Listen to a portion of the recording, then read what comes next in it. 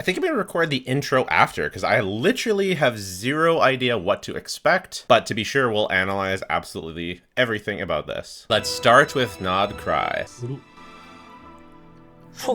think what I'm going to do is summarize a bunch because they say not all that much in a very long time, but so far they're saying wanted to create the story about a sibling looking for their sibling and about an adventure experiencing the world, but they realized partway through that there's too many loose threads and they're rushing it. They can't meaningfully show everything that they want to show. Players will miss out on valuable content. How about those missing events? How about Sus Beto? Ever think of that? So with Nod-Krai, their goal is to bring all the loose threads together. So it's sort of like a version to catch up all the loose threads of the other stuff. In theory, that sounds like literally incredible. That sounds honestly like a very wise and amazing decision that, if done right, is the best thing they could do, in my opinion. We'll see if it pans out. So they're saying to tie up the loose ends, they want to put everything in one location that happens naturally. So like all of the factions of Teyvat naturally converge in Nod-Krai, kind of like Teyvat's Gotham City. Sounds badass. Our first look of Nod-Krai. Oh, this reminds me of those, that one faction they teased that I don't remember right now. We've got the deer in this beautiful location. This is peak Genshin Impact. This is the kind of landscapes that we're used to. You look around the world, it's a water painting. It's gorgeous. That's one of the best parts about Genshin, to be honest. Their lamp inspired by the deer. The moons over here, absolutely gorgeous. Absolutely, absolutely gorgeous.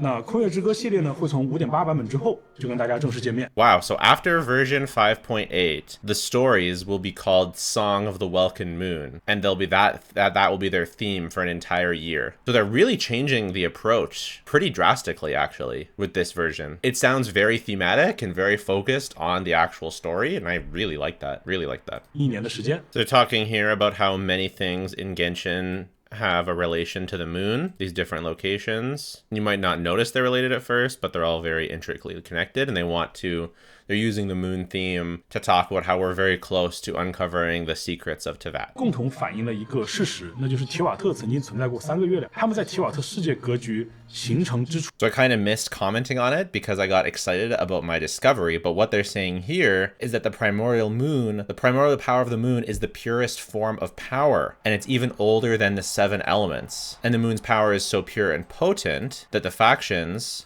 are trying to harness the power, and they're lured to Nod-Krai by the moon power. And so based on that information, I make this discovery and this prediction. I just realized all of the new characters are going to have moon power. They're going to have moon fusions. Moon fusion.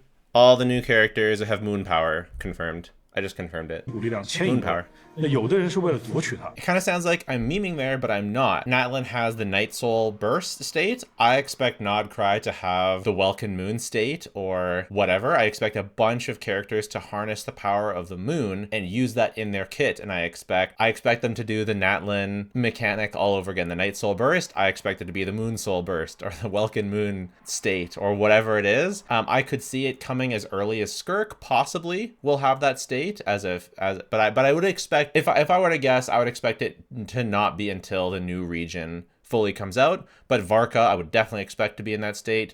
The Harbingers that live in Nod-Krai in that state. Any character that lives in Nod-Krai, and that, because they said they came there for the moon's power. The moon's power is potent and older than even the 7 elements. So I don't expect it to be a new element, but I do expect it to be a new additional source of power and a new state that goes all through Nod-Krai. I think this is pretty much almost confirmed based on the way they talked about it. And this is maybe the biggest news that we get about the meta or characters in this live stream. The first person you meet in Nod-Krai is the legendary Grandmaster Varka. Oh my god. 团长伏尔加，伏尔加目前正在诺德卡莱对远征中的一些 Several Harbingers are going to be in Nod-Krai. This is so beautiful. Druids. Dude, a druid character in Genshin would be so sick. I thought we were going to get druid characters in Sumeru, but we didn't get any. Everyone was like high tech. So a druid character in Genshin would be so sick. 那在最近的纳塔版本，其实有一些世界任务也提及了相关的信息。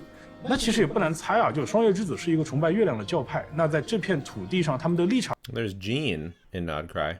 cool. So Nod-Krai is at the edge of Teyvat, and it was the first area to be corroded by the Abyss after the Conrian catastrophe. And so the powerful Abyss gathers to form the Wild Hunt faction. The members of the Wild Hunt could be Fae, spirits, or even the undead. That's sweet. Oh, I see. In Genshin Impact, the Wild Hunt are spirits. I guess that's to be expected, but I would have loved to see some undead in Genshin and some Fae. That would have been sweet. 在5.5版本， And then we've got the Light Keepers, who are the enemies and the fighters of the Wild Hunt. You can see their light is pushing back the purple of the Wild Hunt. Pretty cool. They're a military force, kind of border guard organization. They're referring back to, they've been referring to this story is on a canvas, and it's not a metaphor that they take lightly.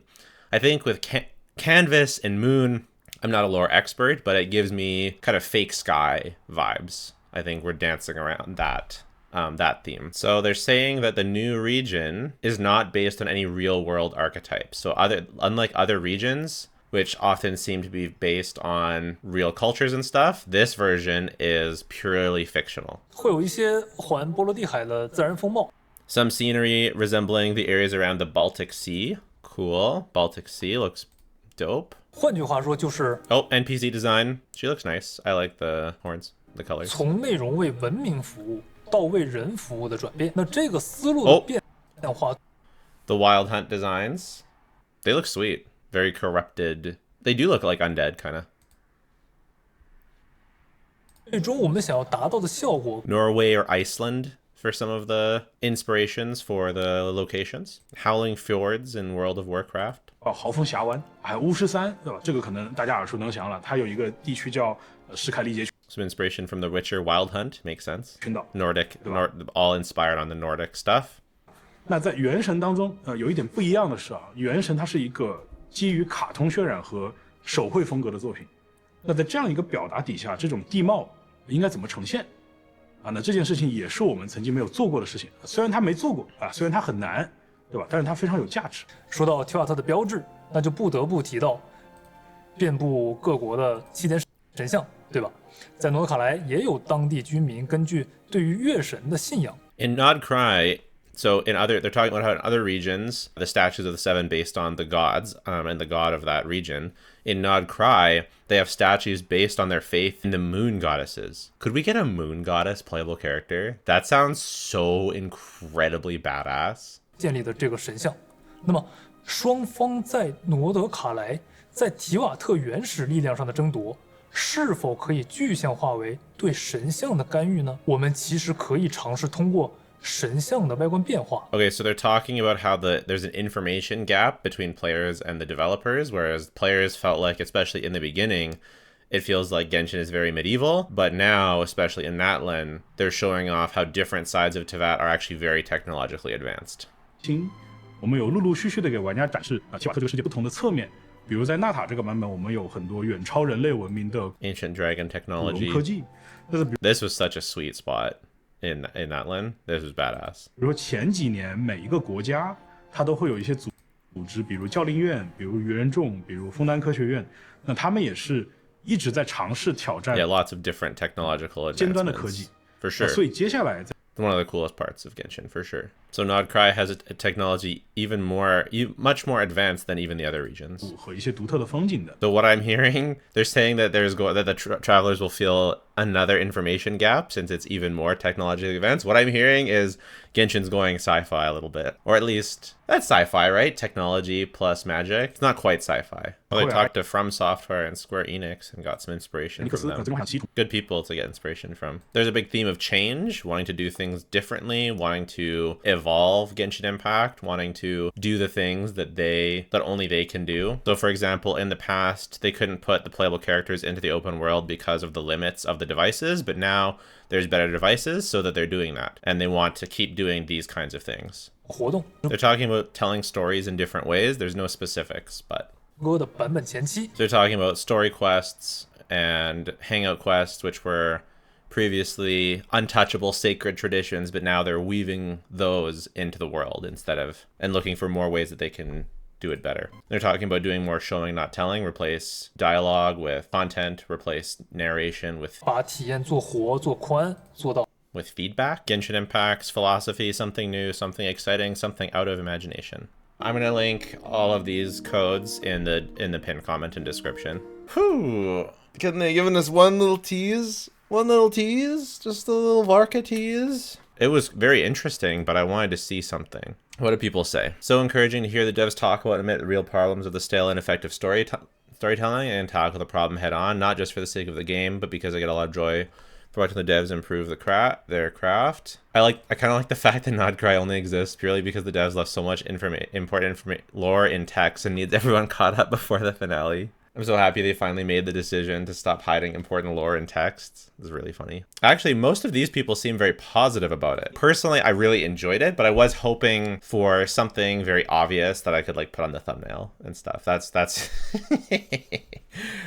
but they're saving all of that. But between this and the others, this is like a good decent amount of primos. It's a couple pulls anyways. A couple 10 pulls, I wish. But, you know, for all of that, we know we're going to meet Varka. We know we're going to meet more Fatui Harbingers. So we know something amazing is coming. And everything they said here was very, very, very, very encouraging. They seem very self-aware and very dedicated to improving Genshin Impact. And I think Nod-Krai should be amazing. It seems like they're laying the groundwork for something amazing. So I'm really hyped. Let me know what you think. And if you're excited too, what do you think Varka's gonna look like? Secretly a girl in a robot costume? I don't know. They said there's lots of technology there. I'm just kidding. Take care. Bye for now.